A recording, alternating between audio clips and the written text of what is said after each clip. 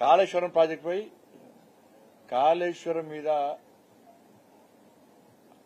8 పిల్లలు గుంగితే national dam safety authority వచ్చి report ఇస్తే దాన్ని చిన్నది వదిలిపెట్టే ప్రయత్నం చేస్తున్నారు. చిన్నదట అది ఎందుకు పనికిరాదు, ఇది ప్రమాదకరం అని చెప్పి ఆ కమిటీ రిపోర్ట్ ఇచ్చిందా లేదా? నువ్వు తోపు కానీ నువ్వు బడా ఇంజనీరు, ప్రపంచంలో ఎక్కలేని ఇంజనీర్ నువ్వే అని చెప్పి నమ్మే ప్రజలు నమ్మిరు, నమ్మించిన ప్రజలను నువ్వు కడితే విక్కుంగిపోయా. మరి మొన్న పోయి చూసావు, మరి మీరు చూస్తాను ఎందుకంటే అనుకున్నావు? అప్పుడు మేము చూస్తున్నప్పుడు పోలీసు ఎందుకు కొట్టించినావు, ఎందుకు అరెస్ట్ చేసినావు?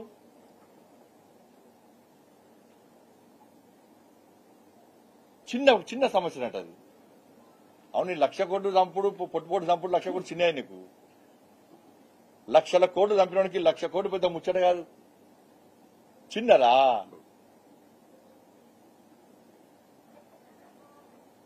పెద్ద సమస్యను చిన్నది చూపెట్టే ప్రయత్నం చేయడం నీకు అలవాటే. అది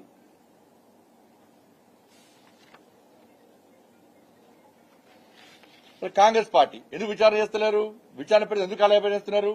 నేను చాలాసార్లు చెప్పిన కేసీఆర్ ఆస్తులను జప్తు చేయాలి, 1,00,000 కోట్లు రికవరీ చేయాలి.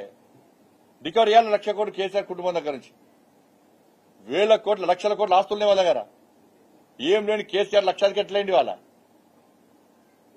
రికవరీ అయ్యి ఎందుకు రికవరీ చేస్తున్నారు? కాలం అండర్స్టాండింగ్ ఇద్దరు మధ్యలో, కాంగ్రెస్ కు బీఆర్ఎస్ కు అండర్స్టాండింగ్ కాళేశ్వరం విషయంలో.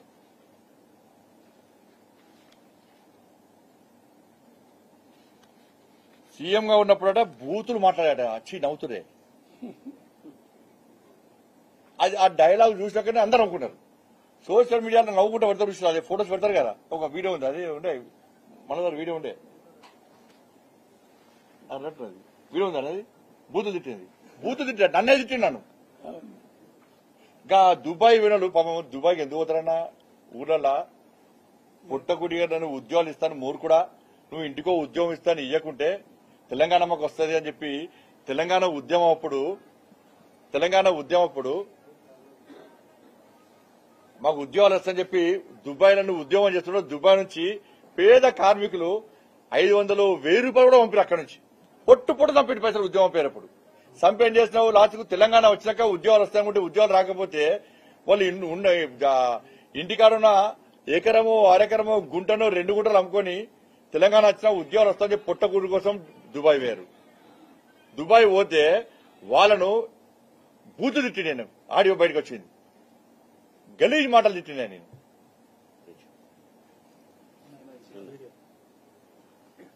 ఇన్ని బూత్ పరాన్ని నీకే అనిపిస్తాయి.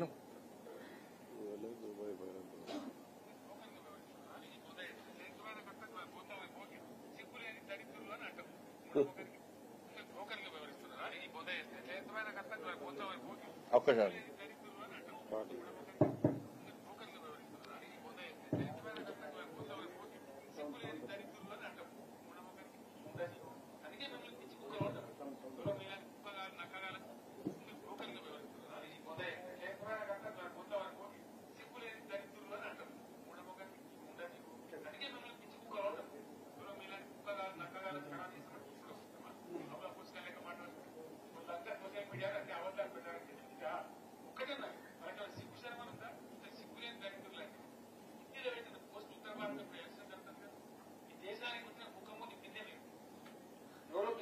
బాగా చెప్పారు మీరెందుకు పోతారు? కలవాలి ఏ మీకెందుకు పోతాను? పడగొట్టినట్టు ఇంత అసహనమా? ముఖ్యమంత్రి మాట్లాడాల్సిన భాషనా? ఈ పద్ధత తెలంగాణ రాష్ట్రానికి సమాజానికి ఒక గౌరవమా? కానీ ఈ విధంగా 10 ఏళ్ల ముఖ్యమంత్రి ఉన్నప్పుడు నా నోటి నుంచి ఒక్క రోజన్నా ఒక సందర్భంలోనా దుర్సు మాటలు విన్నారా? దయచేసి ఆలోచన చేయాలని చెప్పేసి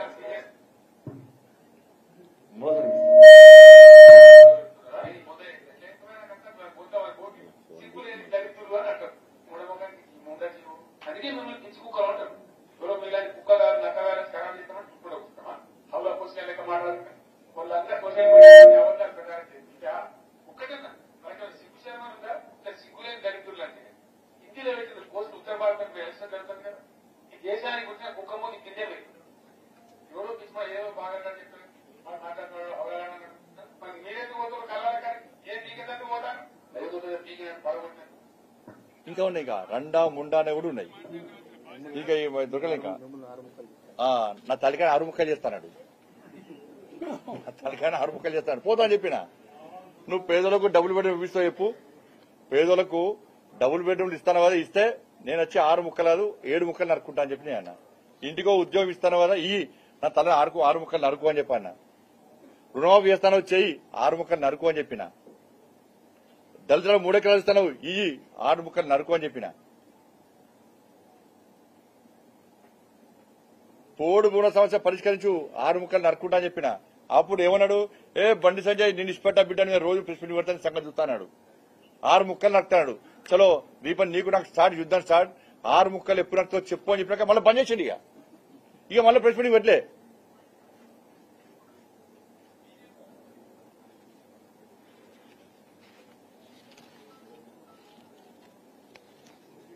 ఇలా బూతు అంటేనే కేసీఆర్. బూతుకు వేరే అర్థమే కేసీఆర్.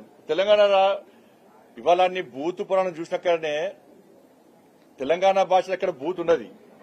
కానీ నువ్వు యాస భాష మార్చుకున్న తర్వాత నీ యాస చాలా మంది తెలంగాణలో బూత్ ఉంటుందని చెప్పి అనుమాన పడే పరిస్థితి వస్తే దాన్ని తెలంగాణలో కవులు కళాకారులు అందరు కలిసి మా భాష కేసీఆర్ భాష తెలంగాణ భాష కాదు, అది బూతు భాష, మా తెలంగాణ భాష స్పష్టమైన భాష, అందరు స్ఫూర్తి నింపే భాష మాది అని చెప్పి చెప్పిన సందర్భాన్ని కేసీఆర్ గుర్తుంచుకోవాలి. కానీ ఇవన్నీ కూడా నువ్వేదో మీటింగ్ పెట్టి ఏది చెప్తుంది మాట్లాడితే నడుస్తుంది అనుకుంటే నీకు డిపాజిట్ రాకుండా డిపాజిట్ కోసం ప్రయత్నం చేసుకోను.